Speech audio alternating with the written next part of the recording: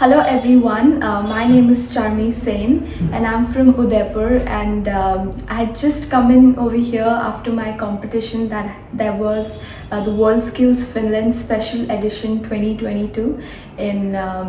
Helsinki, and I did won a medallion for excellence in hairdressing skill. And I remember while I was training over here in BCAT for my competition, there was so much that was going on with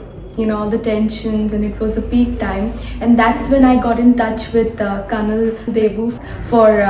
we got into many sessions that happened. He taught me different techniques, and that really helped me as I would step right, like before my competition or while in the night time, or in the while I would wake up, what is it that I have to do, all the visualization and all the other techniques. And I would like to give my humble and thanks to Colonel Debu for this, and yes, thank you.